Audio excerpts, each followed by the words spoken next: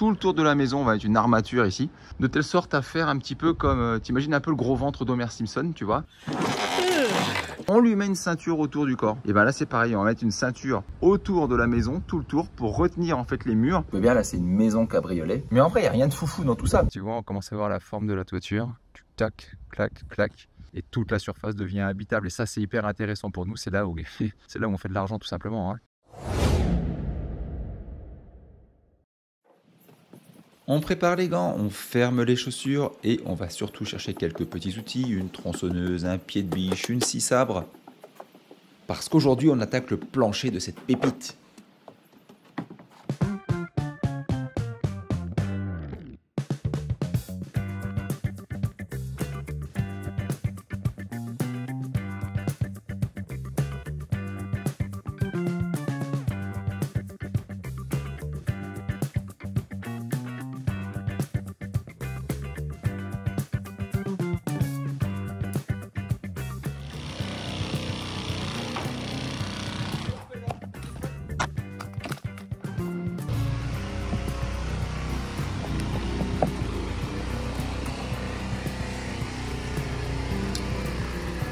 Ah, Denis, ça a cassé. Ouais. Pas le téléphone, mais le... Non, qui tient le téléphone. Non, c'est bon. Ouais. Trop bien.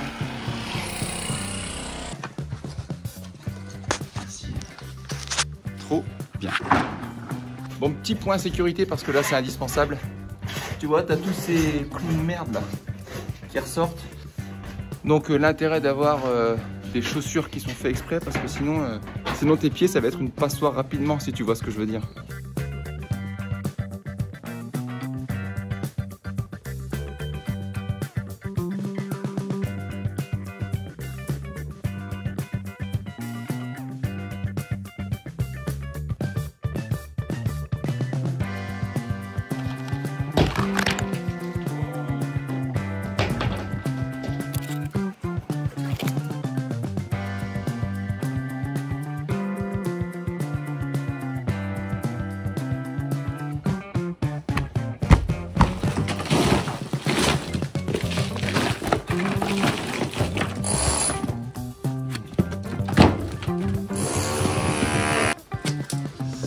Allez, je te montre un petit peu ce qu'on a fait là, un petit peu avancé.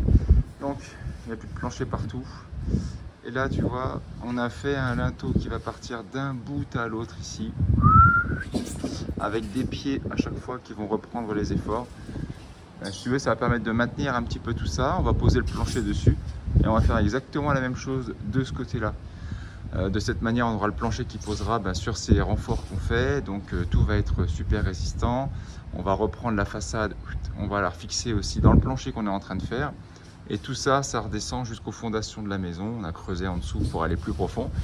Donc voilà, on sécurise tout ça de la meilleure manière possible. A few moments later.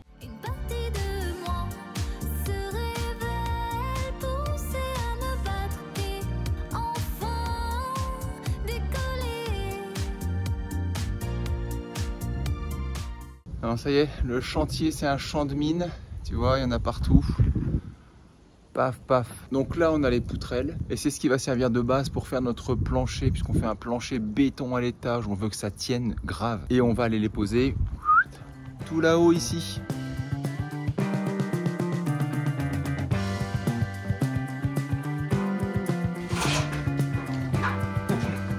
Ça va être célèbre.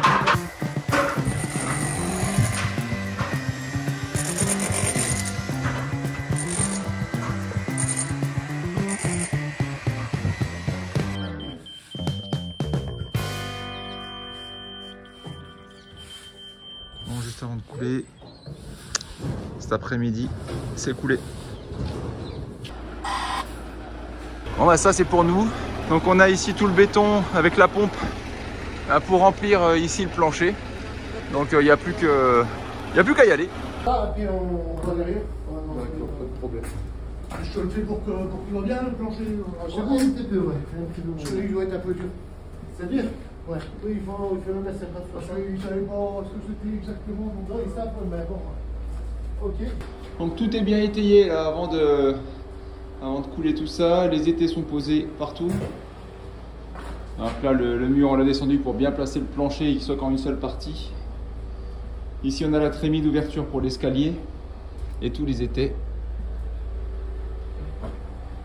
On devrait être plutôt pas mal. T'amuses bien avec ton joystick là? Tout le temps, moi. Et sans regarder, t'as vu. En fait tu joues à la console toute la journée quoi. Quasiment, ouais.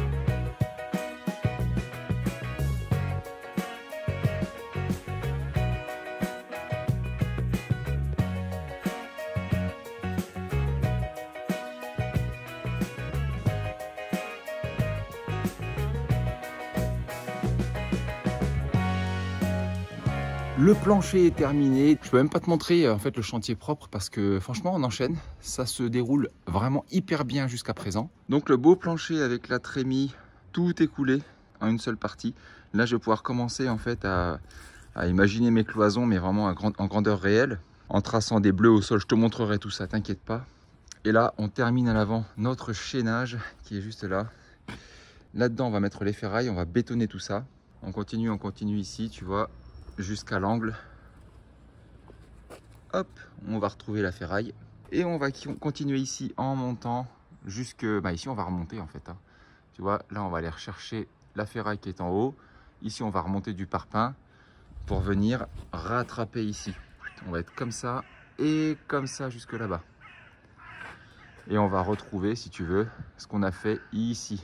J'ai aussi dégagé tout ce qu'il y avait ici. Pour l'instant c'est là, il faut que je le mette dans le camion. Sur le chantier, un petit point, un bordel, c'est le bazar parce qu'en fait on n'a pas beaucoup de place. J'ai pas fini d'évacuer des choses. Les pierres qui sont ici, on n'en aura plus besoin, j'aurais déjà dû les enlever mais c'est un bordel. On a les briques que je vais récupérer pour la façade, pour faire des plaquettes. En fait je vais les découper moi-même, je vais t'expliquer tout ça. Les arbres c'est pour ma mère, elle va les récupérer. Il faut que je débarrasse tout ça. Je suis vraiment content parce que tout se goupille plutôt bien. Là, voilà, la maçonnerie elle est super bien avancée. Le temps nous a pas trop cassé les couilles, en fait, ça va. Ça fait aussi du bien moralement, tu vois, de voir que ça avance. De l'extérieur, ça fait sympa. Je veux pas dire que c'est facile d'entreprendre un chantier comme ça. Mais par exemple, pour les choses que tu sais pas faire, premièrement, faut t'entourer. Tu t'entoures de gens qui savent faire. Tu vois, moi, la maçonnerie, je sais un peu faire, tu vois, mais j'aime pas ça. Faire tout ça, tu vois, les étais, les machins, j'aime pas en fait. Donc je m'entoure d'un maçon. Je lui file un coup de main, du coup, ça me coûte moins cher. Et en plus, j'apprends aussi des nouvelles choses sur le chantier que je connaissais pas forcément parce que lui, il fait que de la maçonnerie, par exemple. Donc ça va m'aider pour des prochains chantiers. Autre point qui est important, il y a... C'est bon de le savoir, mais il faut quand même une certaine dose de courage pour faire ce genre de chantier. Donc là, je suis pas en train de m'auto-sucer en disant ça. Hein. Mais c'est la vérité, en fait. C'est rien de jouer le faux modeste. Il faut du courage. Et toi aussi, si tu veux entreprendre ce genre de chantier, il faudra du courage. Parce qu'il y a de grands moments, en fait, de découragement, de j'en ai marre, de j'ai d'autres problèmes dans la vie et comment je vais réaliser tout ça. Dire un truc que tu sais déjà. Le soleil, les arcs-en-ciel, c'est pas le monde.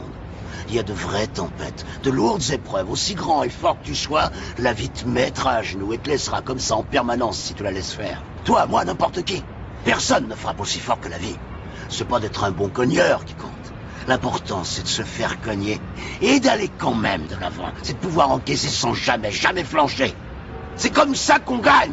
Et c'est vrai que tous les gens en fait qui s'en sortent sont des gens qui ont entrepris, qui ont fait quelque chose. Donc si toi ton quotidien est te saoule ou si tu trouves que tu as une vie qui n'est pas celle que tu souhaites, pose-toi la question, est-ce que tu as vraiment entrepris des choses dans ta vie? Est-ce que tu es en train de l'entreprendre? Et du coup, si tu te sens quelqu'un de courageux ou pas. C'est pas un jugement de valeur sur ta vie en général si tu veux. Quoique peut-être après, je m'en fous. Le seul truc à dire c'est est-ce que tu es fier de ce que tu accomplis au quotidien ou est-ce que tu voudrais en faire un peu plus chaque jour? Pour toi, pour ta famille, peu importe les raisons en fait. Et moi si tu veux, quand je suis sur des chantiers comme ça, je pense à moi, c'est sûr. sûr, je pense aussi à tout mon entourage. Et je me dis, est-ce qu'ils vont être fiers de moi? Est-ce que je vais pouvoir leur apporter des choses? Est-ce qu'on va pouvoir kiffer ensemble? C'est vraiment les choses que j'ai dans la tête au moment où je fais des choses comme ça qui peuvent paraître pas mal difficiles, faut être honnête. Et tu sais, les gens qui ont vraiment réussi dans la vie, parce que des fois, je suis comme ça, je fais le chantier et je rentre le soir et je me dis, putain, mais voilà toutes les décisions que j'ai prises aujourd'hui. Il fallait changer une hauteur, la taille de la trémie, l'emplacement de la trémie, les pieds, les renforts, où est-ce qu'on les met exactement au centimètre, est-ce que je suis en train de me tromper ou pas? Et toutes les décisions que tu prends auront un impact futur sur l'évolution de ton chantier. Néanmoins, je me disais,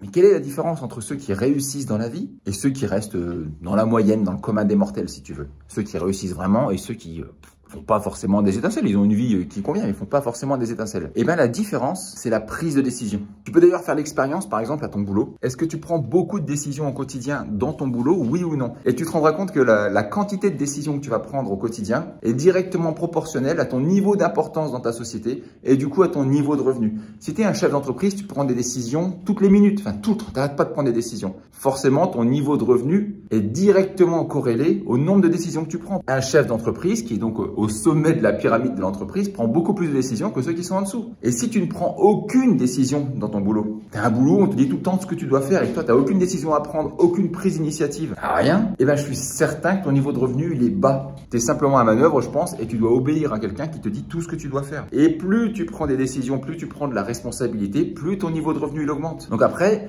il y a des gens, ils sont très bien en fait à ne pas avoir à prendre de décision, pas avoir à réfléchir particulièrement. Le soir, ils rentrent à 17 h. Ils jouent avec leurs gosses et ils n'ont plus rien dans la tête. C'est sûr que quand tu entreprends ce genre de choses, des fois la nuit, enfin des fois tout le temps, ça rumine. Tu vas te coucher, ça rumine, tu te lèves, ça rumine, t'es le samedi, t'es le dimanche, ça rumine là-dedans. Mais tu sais que tu as aussi les résultats qui sont associés, que tu vas kiffer.